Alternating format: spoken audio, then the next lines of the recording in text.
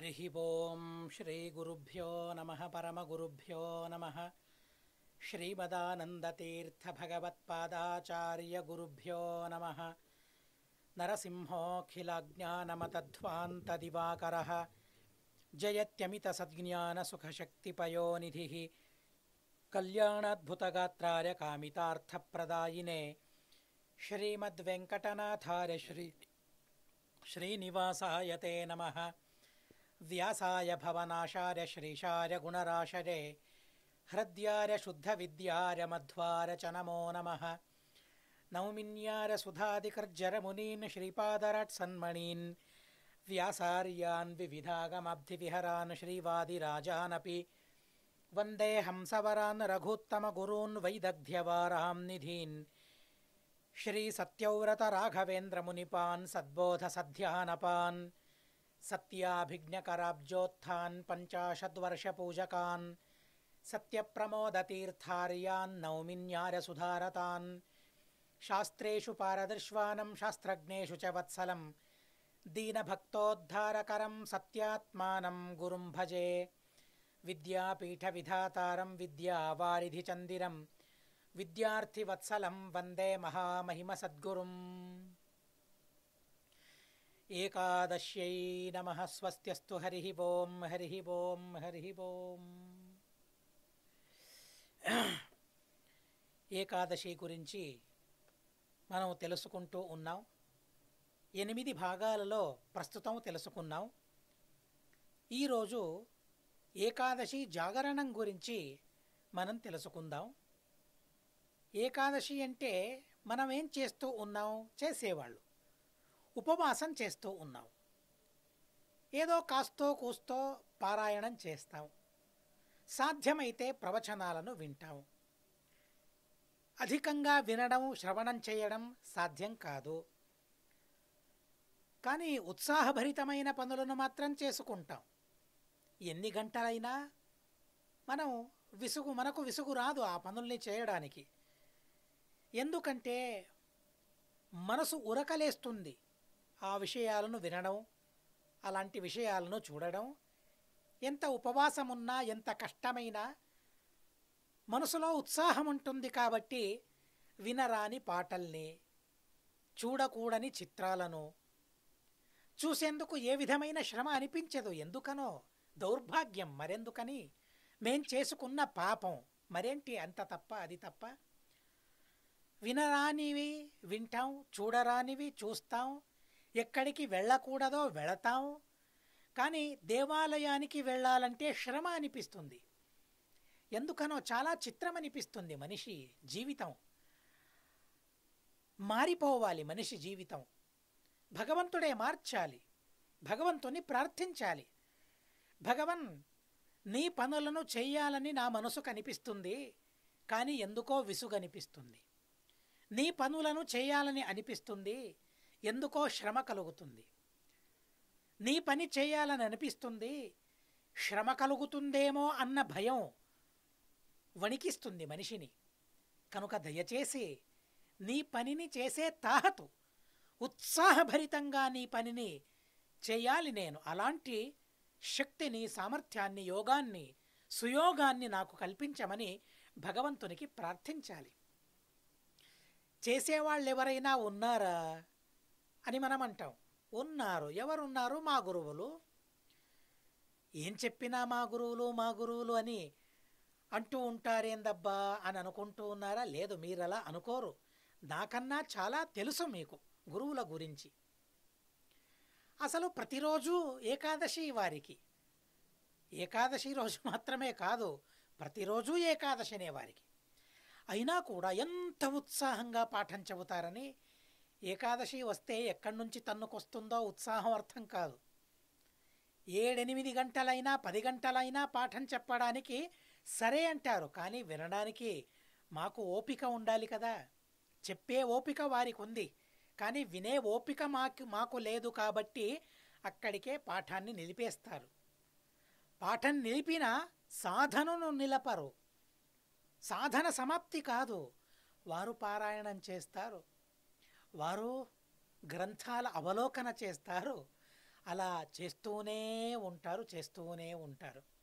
వారిని ఒకసారి చూసి, పవిత్రంగా వారిని చూసి, వారిని మనం వేడుకుంటే చాలు. లేదా వారి దగ్గరికి వెళ్ళి, స్వామి ఇలా జరుగుతూ ఉంది, ఏకాదశి రోజు సాధన చేయాలని అనిపిస్తుంది, కానీ సాధన చేయడానికి మనస్సు రావడం లేదు. ఉపవాసం చేస్తాను, అదొకటే సాధన కాదు. ఉపవాసం చేయడం మాత్రమే సాధన కాదు.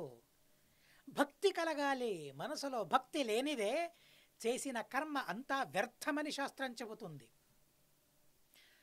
సర్వం భక్త్యర్థముద్దిష్టం నిష్ఫలంతు తయా వినా. ఏకాదశ్యుపవాసశ్చ. ఏకాదశి ఉపవాసం చేస్తాము. ఉపవాసం చేసినంత మాత్రాన మనల్ని మనం పెద్దవాళ్ళని అనుకుంటే ఎలా? ధర్మాత్ములని మనల్ని మనం చిత్రించుకుంటే ఎలా? అది తప్పు. నాకెంతగా భక్తి వచ్చింది ఆ రోజు. మనిషిలో భక్తి వస్తే, మనిషి భక్తుడవుతే భగవంతుణ్ణి తను ఆరాధించాలి. ఆ రోజు ఎంతగా తను ఆరాధించగలగాడు. పడుకోవడమే తప్ప అసలేమీ చేత కాదు ఆ రోజు మనిషికి. అదే చాలా గొప్ప అని నేను అనుకుంటాను. ఏకాదశి ఉపవాసశ్చ సర్వం భక్త్యర్థముద్దిష్టం.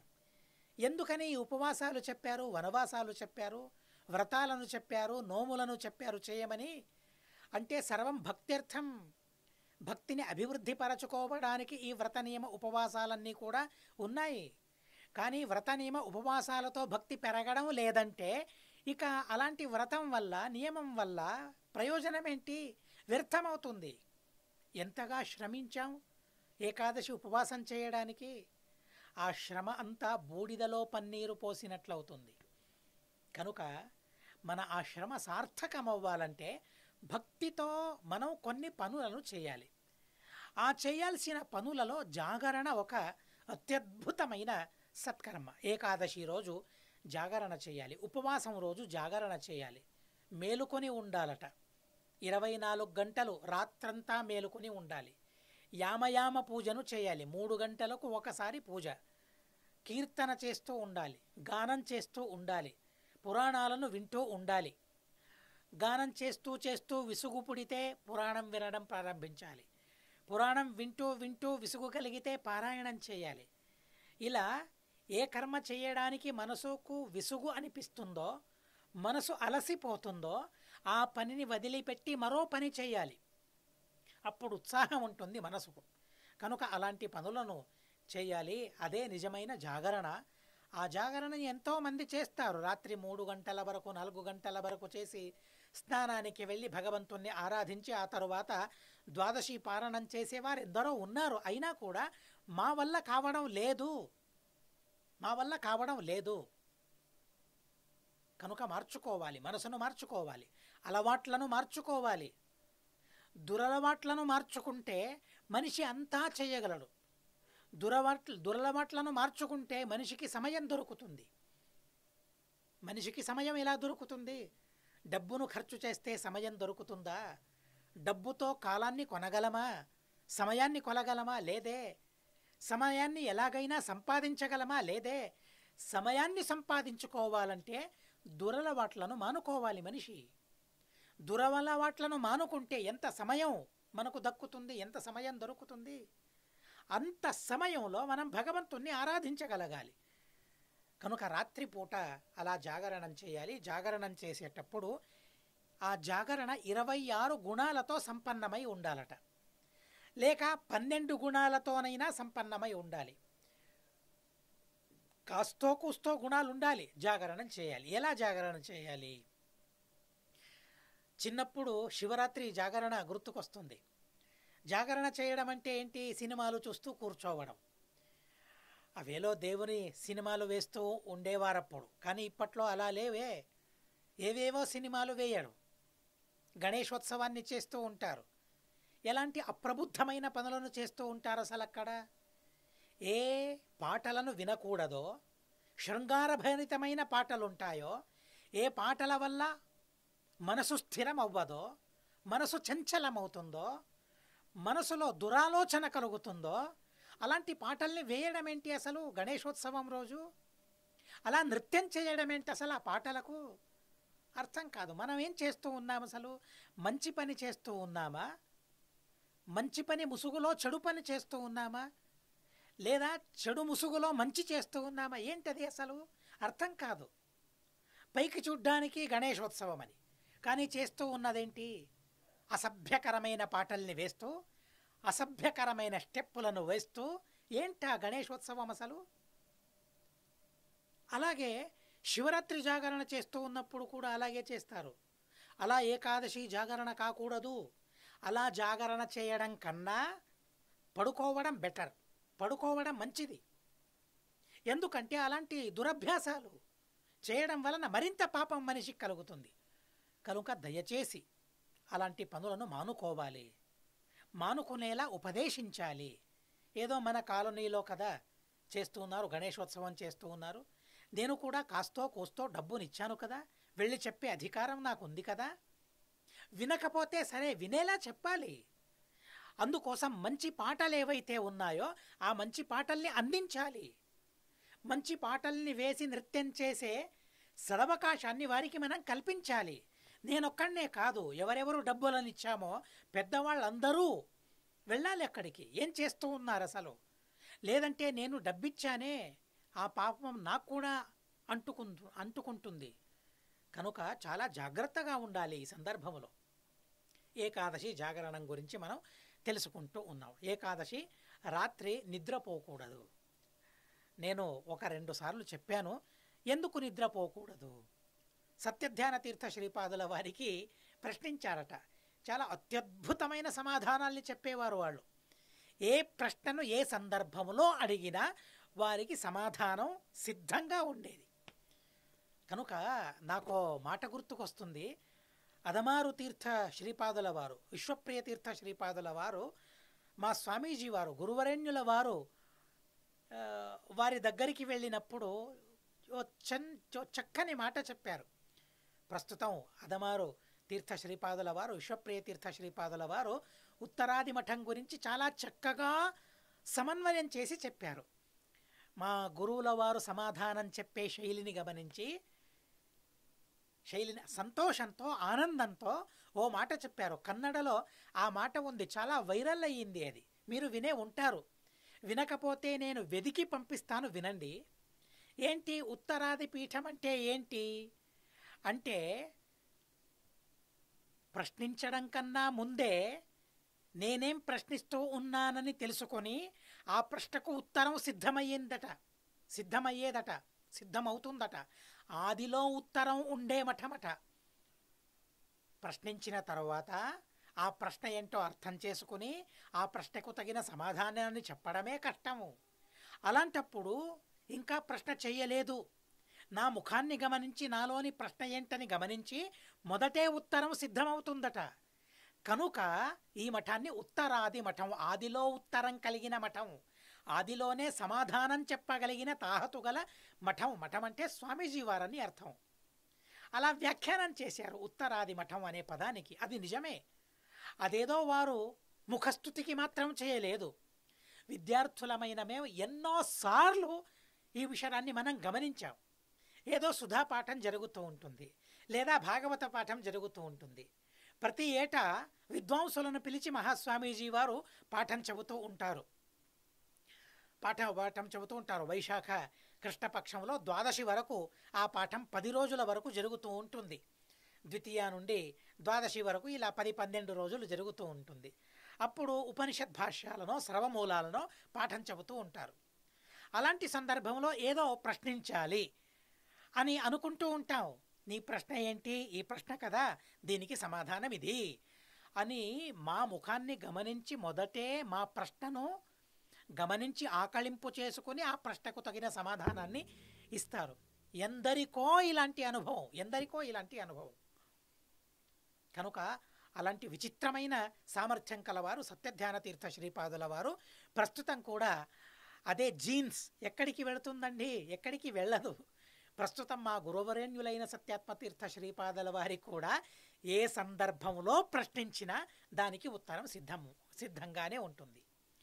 సత్యధ్యాన తీర్థ శ్రీపాదుల వారిని అడిగాడట, స్వామి సరే ఏకాదశి ఉపవాసం చేస్తాం, భగవంతుణ్ణి పూజిస్తాం, అంతా సరే, రాత్రి ఎందుకు పడుకోకూడదు అని ప్రశ్నించారట.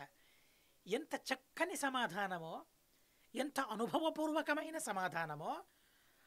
అంటే వారికి జ్ఞానార్జన విషయంలో ఎంతగా వారికి ఉత్సాహం ఉండేదో ఆ సమాధానాన్ని బట్టి మనకు అర్థమవుతుంది. ఆ క్షణంలో ప్రత్యుత్పన్నమతి అని మనం అంటాం కదా, ఆ ప్రశ్నకు తగిన విధంగా సమాధానం దొరకాలి.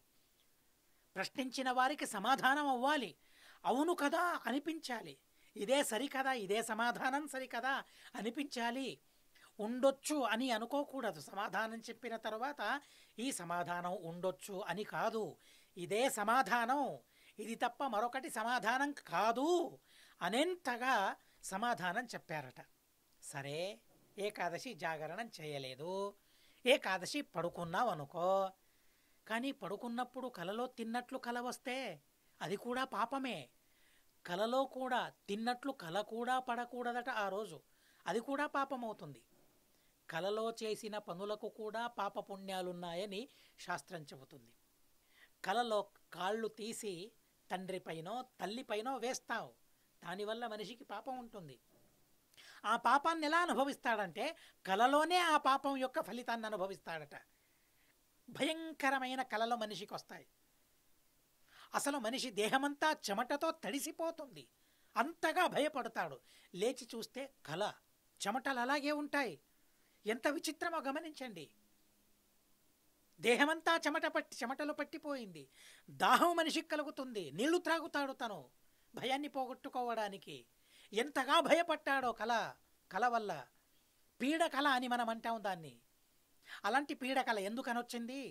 కలలో చేసిన పాపం వల్ల ఆ ఫలం, కలలోనే ఫలాన్ని తను అనుభవిస్తాడు.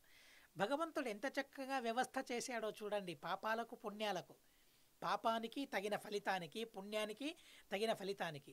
కలలో తను పుణ్యం చేస్తే కలలోనే సుఖం అనుభవిస్తాడు మనిషి. కలలో ఎంత హాయిని తెచ్చిపెట్టే కలలు మనిషికి కలుగుతాయి, ఉంటాయి. హాయి తెచ్చిపెట్టే కలలు, సుఖం పంచే కలలుంటాయి, దుఃఖాన్ని కలిగించే కలలుంటాయి. దేనివల్ల? కలలోనే తను భగవంతుణ్ణి అర్చించాడు, భగవంతుణ్ణి పూజించాడు. కలలో ఏదో శాస్త్రం చదివాడు, తను పురాణం చదివాడు, అలా కూడా కలలు వస్తూ ఉంటాయి. పురాణం చెప్పినట్లు, ప్రవచనం చెప్పినట్లు కలలు వస్తూ ఉంటాయి. ఏదో మంత్రం ఉపదేశించినట్లు కలలు వస్తూ ఉంటాయి. స్వామీజీ వారిని దర్శించినట్లు కలలు వస్తూ ఉంటాయి. అవి పుణ్యం. స్వామీజీ వారిని దర్శించడం పుణ్యం. ఆ పుణ్యం వల్ల మనిషి కలలోనే సుఖాన్ని అనుభవిస్తాడు. కలలో చేసిన పుణ్య పాపాలకు తగిన ఫలితాన్ని కలలోనే తను అనుభవిస్తాడు, జాగరంలో కాదు. సరే, అలా ఉంటాయి. కాబట్టి కలలో తిన్నట్లు కల వస్తే అది కూడా పాపం కదా. కనుక ఏకాదశి రోజు జాగరణం చేయాలి అని సత్యధ్యాన తీర్థ శ్రీపాదుల వారు చాలా అద్భుతంగా చెప్పారట. ఎలా ఉండాలి జాగరణం అనేది, జాగరణం ఎంత చక్కగా ఉండాలనే విషయాన్ని మనకు స్కంద పురాణములో బ్రహ్మనారద సంవాదం, చాలా అద్భుతమైన సంవాదం. బ్రహ్మనారద సంవాదం. బ్రహ్మదేవుల వారు నారదులకు ఉపదేశం చేస్తూ ఉన్నారు. జాగరం అనేది ఎలా ఉండాలి. శృణు నారద వక్ష్యామి జాగరస్య తు లక్షణం. జాగరం యొక్క లక్షణాన్ని చెబుతాను నారద, వినమన్నారు. ఏన విజ్ఞాత మాత్రేణ దుర్లభో న జనార్దన. చెయ్యాలి నిజమే, కానీ జాగరం ఎలా చెయ్యాలి అని తెలుసుకున్నంత మాత్రాన జనార్దనునికి ప్రీతి కలుగుతుందట మా పైన, వాత్సల్యం కలుగుతుందట మా పైన, మమ్మల్ని ప్రేమిస్తాడట భగవంతుడు, మనకు మంచి జరిగేలా భగవంతుడు చేస్తాడట, పుణ్యాభివృద్ధిని కలిగిస్తాడట భగవంతుడు. వినడంలో ఏం శ్రమ ఉంది మనిషికి, చేయడంలో శ్రమ ఉంది అనిపిస్తుంది మనకు. జాగరం మొట్టమొదట మేల్కోవడమే పెద్ద శ్రమ. 24 గంటలు మెలకువగా ఉండటమే ఒక శ్రమ, కానీ జయించాలి కదా. ఒక్కరోజైనా నిద్రను జయించాలి మనిషి, ఒక్కరోజైనా జయించాలి. సరే, మరుసటి రోజు నిద్ర వస్తుంది మనిషికి, రాదని కాదు. మరుసటి రోజు నిద్రపోదాం, అభ్యాసం కదా ఇది. అభ్యాసంలో తప్పితే భగవంతుడు క్షమిస్తాడు. అభ్యాసం చేస్తూ ఉన్నప్పుడు సైకిల్ తొక్కుతూ ఉంటాడు, కింద పడ్డాడు, కింద పడితే దాన్ని క్షమిస్తారు కదా, దాన్ని నేరమంటారా? లేదే. అభ్యాసం చేయకుండా, నేర్చుకోకుండా వాహనాన్ని నడిపి కింద పడితే అది తప్పు, అది అపరాధం, అది నేరం, దానికి శిక్ష ఉంది. కానీ అభ్యాసం చేస్తూ ఉన్నప్పుడు లర్నింగ్ లైసెన్స్ ఉంటుంది, అప్పుడు కింద పడితే తప్పు కాదు, అది పెద్ద తప్పు కాదు. అలాగే ప్రస్తుతం మనం అభ్యాసం చేద్దాం, ఎంత సాధ్యమో అంతవరకు అభ్యాసం చేద్దాం. అరే ఇది నా వల్ల సాధ్యం కాదు అని ఎందుకు అనుకుందాం, ఎందుకు అనుకోవాలి? ఏది సాధ్యమో సాధ్యమైనంత వరకు మనం అభ్యాసం చేయొచ్చు కదా. జాగరంలో ఉన్నదేవి ఏన విజ్ఞాత మాత్రేన దుర్లభో నజనార్దన. జాగరం గురించి విజ్ఞానం ఉండాలి. చక్కగా స్పష్టంగా జాగరం గురించి మనం తెలుసుకోవాలి, స్పష్టంగా తెలుసుకుందాం. బహుశా ఇవే ఓ 2-3 భాగాలు అవుతాయని నాకు అనిపిస్తోంది. అంత పెద్దగా అంత గొప్పగా జాగరం గురించి చెప్పారు.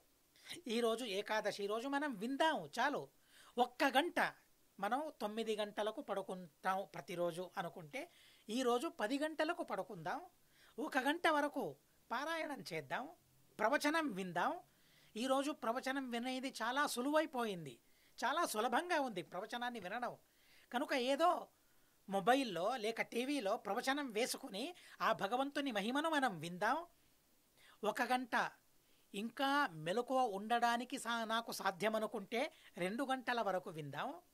ఎంతవరకు నిద్ర వస్తుందో, నిద్ర తన్నుకొస్తుందో అంతవరకు మనం విందాం. నిద్రపోతూను వింటూనే నిద్రపోదాం, తప్పేముంది అందులో? ఏ విధమైన తప్పు లేదు. లేస్తూనే మళ్ళీ వినడం ప్రారంభిద్దాం. ఎంతవరకు సాధ్యమో, ఎలా సాధ్యమో ఉపాయం మనం చేసుకోవాలి. అలా మనం జాగరణం చేద్దాం. మొట్టమొదట ఈయన విజ్ఞాత మాత్రమే జాగరం గురించి మనం స్పష్టంగా పరిపూర్ణంగా తెలుసుకుందాం. మొట్టమొదట గీతం, ఇది ఒక లక్షణం. గానం చేయాలి. గానం చేయడం అందరికీ సాధ్యం కాదు. కొందరు పాడుతూ ఉంటే లేచిపోతారు. అలాంటి వారు ఏకాంతంలో పాడుకోవడంలో ఏ విధమైన తప్పు లేదు. మొట్టమొదట సిగ్గు ఉండకూడదు. ధర్మాన్ని సాధించేటప్పుడు, ధర్మం చేసేటప్పుడు మనిషికి సిగ్గు ఉండకూడదు. సిగ్గున్నట్లయితే ఏ ధర్మం కూడా సాధ్యం కాదు మనిషికి. కనుక సిగ్గును తొలగించుకోవాలి మొట్టమొదట. ఎలా తనకు సాధ్యమో అలా పాటలు పాడాలి. అదేంటి, బయటి వాళ్ళు పాటలు పాడితే చాలా సంతోషంగా వింటాం కదా. పాట పాడటము రాకున్నా కూడా ప్రయత్నం చేసి, అభ్యాసం చేసి, రిహార్సల్ చేసి పాడుతారు కదా. ఆ పాటల్ని వింటాం కదా, మళ్ళీ వింటాం కదా. నాకు కావలసిన వాళ్ళు పాడారే, పాట రాకున్నా, పాడటం రాకున్నా కూడా ఎంత శ్రద్ధగా మనం వింటాం. అదేంటి, భగవంతుని గురించి పాటలు పాడేటప్పుడు వినే స్థైర్యం, వినే స్తోమత మనిషికి ఉండదా? సహనం ఉండకూడదా? విందాం. తను ఎలా పాడితే ఏంటి, భగవంతుని గుణగానం కదా చేస్తూ ఉన్నాడు. రాగం లేకున్నా కూడా తను ఏదో రాగంలో పాడుతూ ఉన్నా కూడా విందాం. భగవంతుని మహిమే కదా అది. మనిషికి సహనం ఉండాలి మనిషికి. అలా సహనంతో పాడాలి, సహనంతో వినాలి. గీతం, గానం ఉండాలి. వాద్యం కూడా ఉండాలి. ఇవన్నీ దేవతలు సృష్టించిన సాధనాలు, పరికరాలు ఇవన్నీ కూడా. కనుక వాద్యం ఉండాలి. రెండవది, నృత్యం చేయాలి ఆ రోజు, నర్తన చేయాలి ఆ రోజు. నృత్యం, జాగర లక్షణాలు ఇవన్నీ. జాగరంలో ఉన్న గుణాలు. ఒక జాగరం అంటే మేల్కోవడం మాత్రమే కాదు, గానం చేయాలి, వాద్యాన్ని వాయించాలి, నృత్యం చేయాలి, పురాణ పఠనం చేయాలి, పురాణాన్ని వినాలి, ధూపం సమర్పించాలి, దీపం సమర్పించాలి. 6వది ఇది. మొట్టమొదట 26 చెబుతాను నేను, వినండి అవి. గీతం, వాద్యం, నృత్యం, పురాణ పఠనం, ధూపం, దీపం, నైవేద్యం, పుష్పం, గంధానులేపనం, ఫలం, అర్ఘ్యం, శ్రద్ధ, దానం, ఇంద్రియ నిగ్రహ, సత్యాన్వితం, వినిద్రం, ముదాయుక్తం, క్రియాన్వితం, సాశ్చర్యం, సోత్సాహం, పాపవర్జితం, ఆలస్యవర్జితం, ప్రదక్షిణాభిసంయుక్తం, నమస్కార పురస్సరం, నీరాజన సమాయుక్తం, అనిర్విణ్ణేన చేతసా. ఇలా 26 గుణాలు ఉండాలట. 26 అయ్యాయి కదండి. ఇలా 26 గుణాలు ఉండాలట. ఇలా 26 గుణాలతో ఉన్న జాగరణం నిజమైన జాగరణం అవుతుంది. ఇందులో ఏది సాధ్యమో ఏది అసాధ్యమో మనం తెలుసుకోవాలి. గీతం, ఒక్క పాట పాడుకుందాం. చాలా పాటలు పాడితే నాకే అసహ్యమనిపిస్తూ ఉందంటే ఒక్క పాట పాడుతాం. వాద్యం, ఎవరైతే చక్కగా వాద్యాన్ని వాయిస్తారో వారిని పిలిపిద్దాం, పాడేవాళ్ళని పిలిపిద్దాం, సంగీత కచేరీ చేయిద్దాం. ఆ రోజు వారికి కూడా ఉపజీవనం ఉంటుంది పాడేవారికి. గీతం, వాద్యంచ నృత్యంచ నర్తన చేద్దాం ఆ రోజు.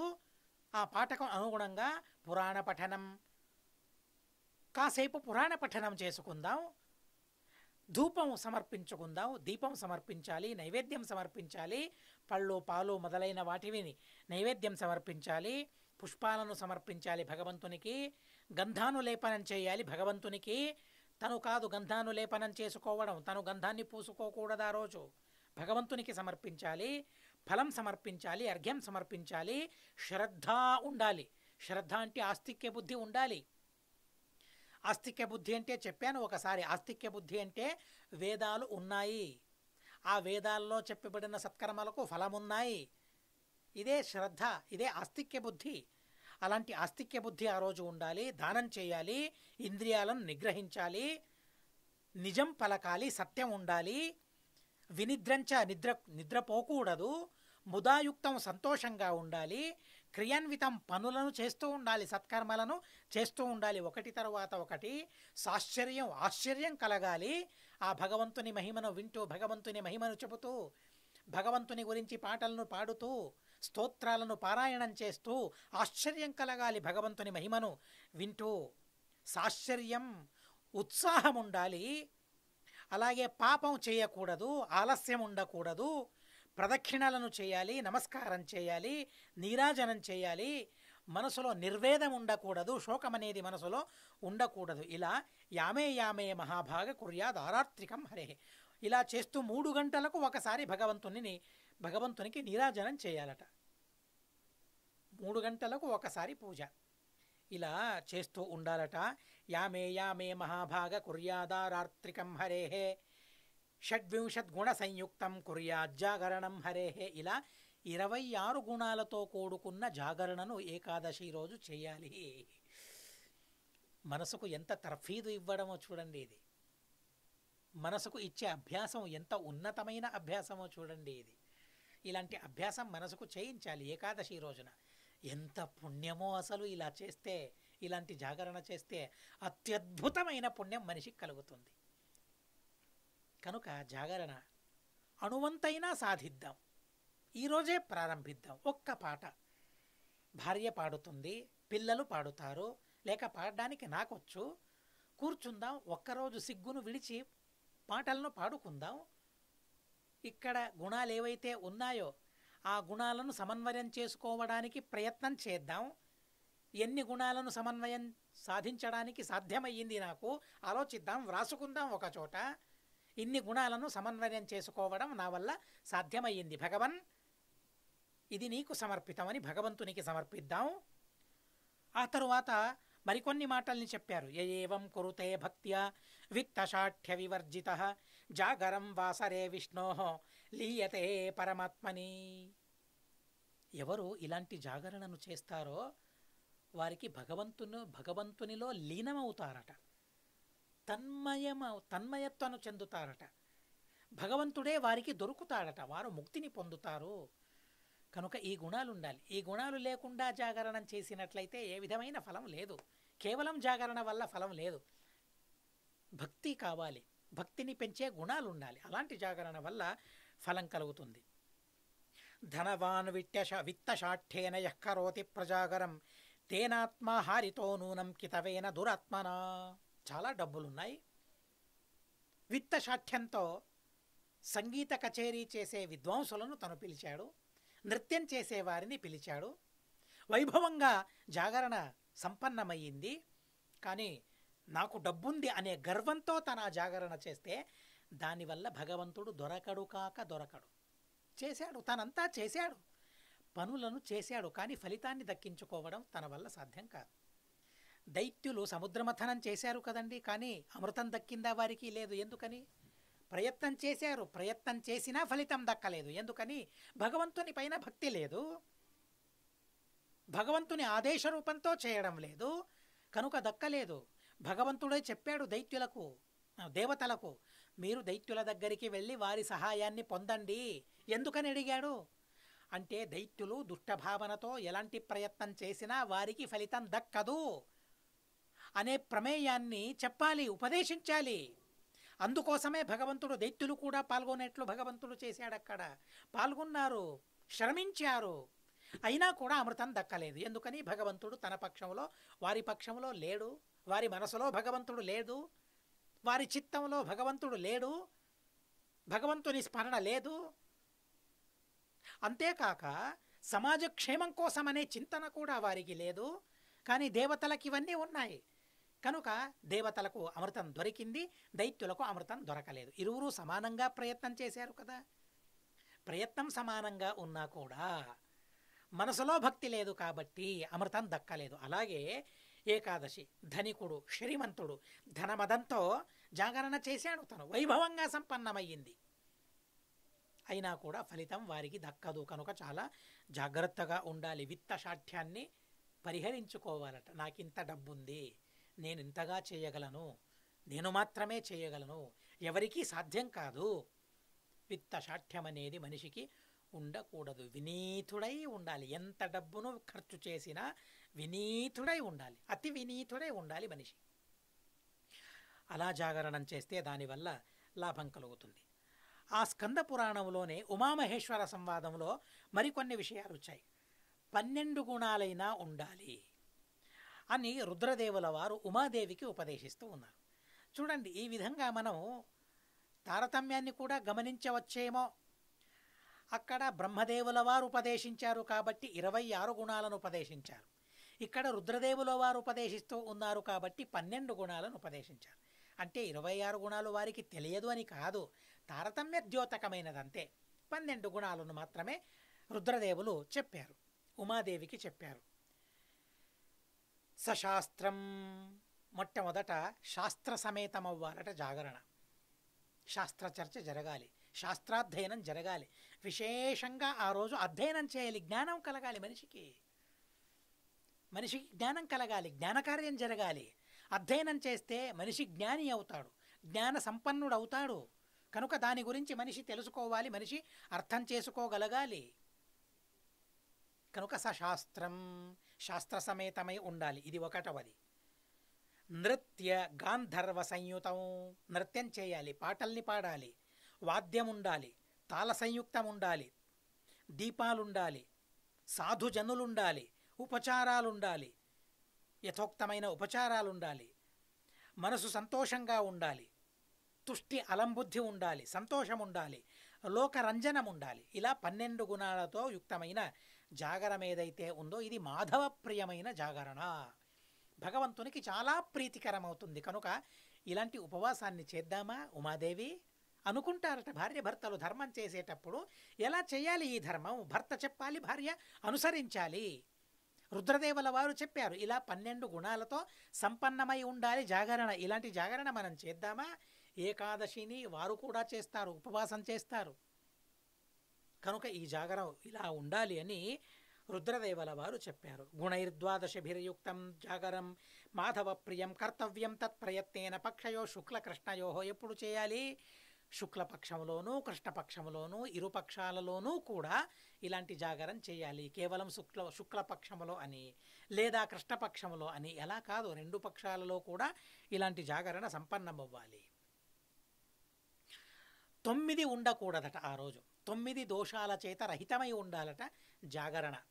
ఎలా, ఏంటి ఆ 9 దోషాలు? దోషాలు కూడా తెలుసుకోవాలి కదండి.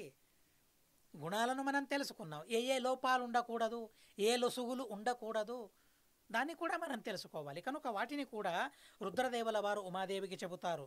పరాపవాదయుక్తంతో, ఇంకొకరిని తిడుతూ, పరాపవాదం వేస్తూ, పరులపైన అపవాదాలను వేస్తూ జాగరం చేస్తే, జాగరం చేయడం అనేది ఇది ఒక దోషం. అభియోగం అని అంటారే, పరాభియోగం, మరొకరిని తిట్టడం, మరొకరిని నిందించడం, పరాపవాద సంయుక్తం. మనఃప్రశమవర్జితం, మనసు ప్రశాంతంగా ఉండాలి. ప్రశమవర్జితమైన మనసుతో, ప్రశాంతి లేని మనసు ఇది జాగరణకు ఉపయుక్తమైనది కాదు. శాస్త్రహీనం, దోషమిది. అగాంధర్వం, పాటలు లేకుండా జాగరణ చేయడం. దీప వివర్జితం, దీపం లేకుండా జాగరణ చేయడం. శక్త్యా ఉపచార రహితం, తనకు తగిన శక్తికి అనుగుణంగా ఉపచారాన్ని సమర్పించుకోకపోవడం. ఉదాసీనంతో చేయడం, నిద్రపోతూ చేయడం. కలియుక్తం విశేషేణ, కలి తెలుసు కదండి, కలి పురుషుడు, అధర్మం అని అర్థం. అధర్మంతో సహితమైన జాగరం ఏదైతే ఉందో నవధ అధమం, ఇలా చేసిన జాగరణం అది అధమమైన జాగరణం అవుతుంది. దానివల్ల అసలు మనిషికి ఏ విధమైన ఫలం ఉండదు, విపరీతమైన ఫలమే మనిషికి ఉంటుంది. దానివల్ల దుఃఖమే మనిషికి కలుగుతుందే తప్ప సుఖమనేది సర్వథా మనిషికి కలగదు. అభావే వాచకస్యాథ గీతం నృత్యంచ కారయేత వాచకే సతి దేవేషి పురాణం ప్రథమం పఠేత్. ప్రవచనం చెప్పేవాళ్ళు లేరు, పురాణం చెప్పేవాళ్ళు లేరు. అలాంటి సందర్భంలో ఏం చేయాలి? ప్రస్తుతం ఆ ప్రసంగమే లేదు కదండి. మనం మొబైల్లో పెడితే మహాస్వామీజీ వారి ఉపన్యాసాలను మనం వినగలుగుతాం, చక్కని ఉపన్యాసాలను వినగలుగుతాం. మాధ్వ ప్రమేయానికి తగిన విషయాలున్న ప్రమేయాలను మనం వినగలుగుతాం. ఎవరెవరో చెప్పిన గాథల్ని వినడం వల్ల అనర్థమే తప్ప దానివల్ల ఏ విధమైన ప్రయోజనం ఉండదు. భగవంతుని సర్వోత్తమాన్ని చెబుతూ ఉండొచ్చు వారు, కానీ వారి మనసులో మాత్రం భగవంతుడు సర్వోత్తముడనే భావన లేదు. ఏదో కీర్తి సంపాదించుకోవాలి, ప్రసిద్ధిని సంపాదించుకోవాలనే ఉద్దేశంతో వారు చెబుతూ ఉంటారు. కానీ వారి దగ్గరికి వెళ్ళి అడిగితే భగవంతుడు సర్వోత్తముడా అంటే కాదు అనేవాళ్ళు ఉంటారు. వారి నోటి నుండి మనం వింటే దానివల్ల మనకి ఎలా భక్తి కలుగుతుంది? ధార్మికులు కారు, ఏకాదశి ఉపవాసం చేయొద్దు అని ప్రవచనం చెబుతూ ఉంటారు. వారి ప్రవచనాలను మనం వింటే దానివల్ల మనకు లాభం కలుగుతుందా? లేదే. ఎవరితో ఎవరు చెబితే వినాలి, ఎవరు వినాలి, ఎవరికి వినిపించాలి, ఇవన్నీ కూడా చాలా చక్కని మాటలు, ఇవన్నీ చాలా చక్కని ధర్మ సూక్ష్మాలు, ఇవన్నీ కూడా వాటిని మనం సమన్వయం చేసుకోవాలి. ఎవరి నోటితో వినాలి? ఎవరికి భగవంతుని పైన అతిశయమైన భక్తి ఉందో, భగవద్భక్తులో భక్తి కలిగించేలా ప్రవచనం చేస్తారో, భగవంతుని గాథలను చెబుతారో, స్వయం వారిలో భక్తి ఉందో అలాంటి వారి మాటల్ని వినాలి. మనం భక్తి సినిమాలను చూస్తాం, కానీ వారు భక్తులా చేసిన వారు లేదే. కానీ కళ్ళ వెంబడి నీళ్ళొచ్చేలా నటిస్తారే, భక్తిని నటిస్తారే. అలాంటి వాటిని చూడడం వలన మనకు భక్తి కలుగుతుందా, పెరుగుతుందా అంటే శాస్త్రం చెబుతుంది పెరగదు. కనుక చాలా జాగ్రత్తగా, అదేంటి భక్తి సినిమా కదా చూస్తూ ఉన్నాం, తప్పేంటి? తప్పే. ఎందుకంటే వారికి భక్తి లేదు, నటించే వారికి భక్తి లేదు, భక్తిని నటిస్తూ ఉన్నారు. చివరికి తను నాస్తికుడు. ఎందరినో మనం చూసాం, నేను భక్తి కాదు, నేను నాస్తికుణ్ణి, నాకు భక్తి లేదు, అయినా నాకు వచ్చిన పాత్రను నేను స్వీకరించాను, సవాలుగా స్వీకరించి నటించానంతే. అలా నటించడానికి కొన్ని రోజుల వరకు మాంసాన్ని మానుకున్నవారున్నారు, మద్యాన్ని మానుకున్నవారున్నారు. ఎందుకని? నటించాలనే ఉద్దేశం వారికి. భక్తి కాదు, భక్తి లేదు, భగవంతునికి ప్రీతి కలగాలనే ఉద్దేశం లేదు. కనుక చాలా జాగ్రత్తగా ఉండాలి ఈ విషయంతో. ఎవరు చెప్పిన మాటల్ని వినాలి. ఆ మాటల్ని వింటూ ఉంటే అది స్లో పాయిజన్ అని మనం అంటాం కదా, ఇది కూడా అలాగే స్లో అమృతం. ఇది ఒక్కరోజుకు మనం భక్తులు కాలేం, భక్తి పెరగదు. కనుక చాలా చక్కగా గమనించాలి. తను భక్తుడా, భక్తి ఉందా, సదాచార తత్పరుడా, సదాచార నిష్ఠుడా, సంధ్యావందనం చేస్తాడా, గాయత్రీ జపం చేస్తాడా, ఆ సద్గుణాలను గమనించి వారి మాటల్ని మనం వింటే, వారి ఉపదేశాన్ని మనం వింటే ఆ ఉపదేశం వల్ల లాభం కలుగుతుంది మనిషికి. కనుక ఆ స్కంద పురాణంలో రుద్రదేవుల వారు చెబుతూ ఉన్నారు, చాలా చక్కగా మనకు చెబుతూ ఉన్నారు. అభావే వాచకస్యాత, చెప్పేవాళ్ళు లేరు. అలాంటి సందర్భంలో గీతం నృత్యం చకారయే, స్వయంగా పాడుకోండి, మీరు స్వయంగా నృత్యం చేయండి. నృత్యం చేయడానికి వాచకుడు ఎందుకు ఉండాలి? ప్రవచనం చెప్పేవాళ్ళు, ప్రవచనకారులు ఎందుకు ఉండాలి? కానీ ప్రవచనకారులు ఉన్నప్పుడు వాళ్ళనే పిలుద్దాం. అంతా ఆన్లైన్ అని వద్దు. ఎక్కడైతే ప్రవచనకారులు ఉన్నారో, పండితులు దొరుకుతారో, లభ్యమవుతారో అలాంటి సందర్భంలో వారి దగ్గరికి వెళ్ళి ఏకాదశి రోజున విశేషంగా కొందరిని తీసుకొని వెళ్ళి, ఒక్కరమే కాదు, ఎవరికి సాధ్యమవుతుందో నచ్చ చెప్పి అందరినీ తీసుకొని వెళ్ళి వారింటికి వెళతామో, లేదా ఇప్పుడు మాధ్వ సంఘాలు ఉన్నాయి, మఠాలు ఉన్నాయి ప్రతి ఒక్క ఊర్లలో, అక్కడికి వెళ్ళి అక్కడి ఆ ప్రవచనకారుల్ని రప్పించి వారితో విందాం. గంట వరకు, 2 గంటల వరకు ఆ రోజు విందాం, ప్రవచనం విందాం. వాచకే సతి దేవేషి పురాణం ప్రథమం పఠేత్. ప్రవచనకారులు దొరికినప్పుడు వారి ద్వారా ప్రవచనాన్ని మనం విందాం అని రుద్రదేవుల వారు చెప్పారు. జాగరణ ఇది ప్రతి ఏకాదశి తప్పకుండా చేయాలి. జాగరణ చేయకపోతే ఎలాంటి అనర్థం ఉందనే విషయాన్ని కూడా స్కంద పురాణంలో బ్రహ్మనారద సంవాదములో చెప్పబడింది. అతీతానాగతాన్ వాపి పాతయిష్యంతి పూర్వజాన్ అకుర్వాణ ప్రపత్స్యంతి పుత్రధర్మ వసుక్షయం. కొంత సమయమైనా జాగరణ చేయాలి. కొంత సమయమైనా జాగరణ చేయాలి. ఏదో 9, 10, 11, 12 ఆ రోజు 12కు పడుకుందాం.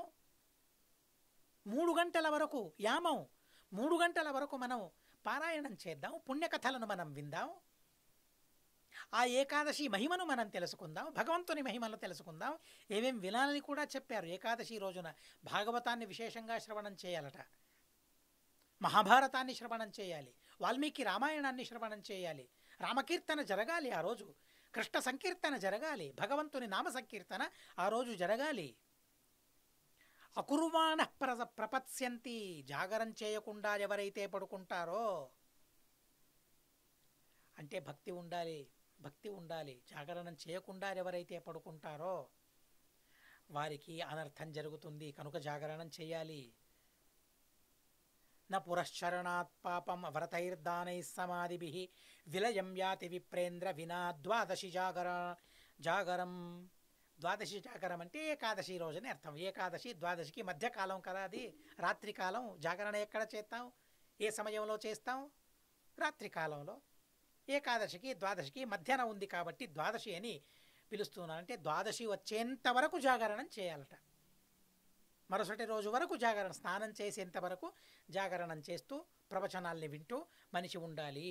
లేకపోతే దానివల్ల అనర్థం కలుగుతుంది. పురశ్చరణము ద్వారా పాపాలు దూరం కావు. వ్రతాన్ని చేస్తే, దానం చేస్తే, సమాధి చేస్తే పాపాలు తొలగిపోవు. ద్వాదశి రోజు జాగరణ చేస్తే పాపాలు తొలగిపోతాయి. ఇది జాగరణం యొక్క ఫలితం, జాగరణ యొక్క మహిమ అని చెబుతూ ఉన్నారు. సంప్రాప్తం జాగరే విష్ణోర్యోన కుర్వంతి జాగరం భ్రశ్యతే సుకృతం తేషాం వైష్ణవానాంచ నిందర. ఎవరైతే జాగరణ చేయరో, జాగరణ చేయకపోయినా పర్వాలేదు, వైష్ణవుల నిందను మాత్రం ఆ రోజు చేయకూడదు. అదే ఒక జాగరణ. జాగ్రత్త. జాగరణ అంటే ఏంటి? జాగ్రత్త. జాగ్రత్తను వహించడం అంటే వైష్ణవుల్ని నిందించకుండా ఉండడం కూడా ఒక జాగరణ. ఈరోజు ఏకాదశి రోజు ఏ వైష్ణవుల్ని కూడా నేను నిందించను అని అనుకుందాం, దాన్ని పాటిద్దాం, అదే జాగరణ అవుతుంది. అది ఒక జాగరణ. చాలా చక్కగా బ్రహ్మదేవుల వారు వైష్ణవానాంచ నిందనం. ఈరోజు మనం ఏ ఫేస్బుక్ తీసినా, ఏ ఇన్స్టాగ్రామ్ తీసినా, ఏ యూట్యూబ్ చూసినా వైష్ణవుల్ని నిందించడమే తప్ప వైష్ణవుల్ని స్తుతించడం దొరకడం లేదు మాకు. ఆ వైష్ణవుల నిందను అందరూ వింటారు.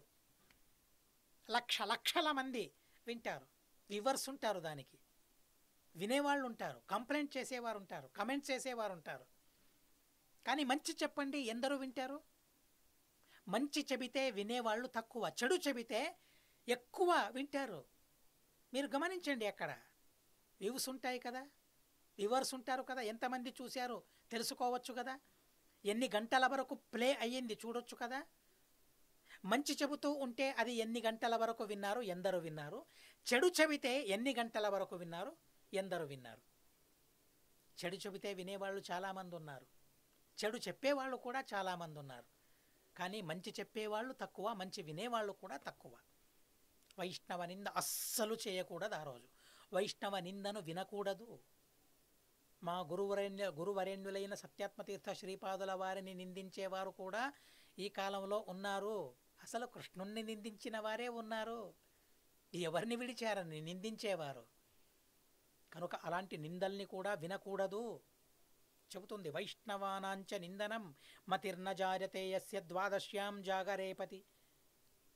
ద్వాదశి రోజు, ఏకాదశి రోజు జాగరణం చేయాలి అని ఎవరికి అనిపించదో నా తస్యాధికారోస్తి పూజనే కేశవస్య.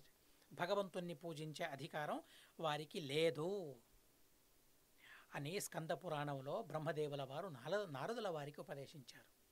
ఇంకా చాలా విషయాలు ఉన్నాయి, జాగరణం గురించిన విషయాలు చాలా ఉన్నాయి. వాటిని మళ్ళీ క్రమంగా మనం విందామని చెబుతూ అస్మద్గురువంతర్గత తాత్విక దేవతాంతర్గత భారతీరమణ ముఖ్య ప్రాణాంతర్గత శ్రీకృష్ణ అర్పణమస్తు. అక్షరం కర్మ రస్మిన్ పరే స్వర్పితం ప్రక్షరం యాంతి దుఃఖాని యన్నామతః అక్షరోయో అజర సర్వదేవామృతః కుక్షిగం యస్య విశ్వం సదా అజాదికం ప్రీణరామో వాసుదేవం దేవతామండలాఖండమండనం. హరి ఓం హరి ఓం హరి ఓం. అనేన భావియత్పుణ్యం అవాప్నోతు గురుర్మమ.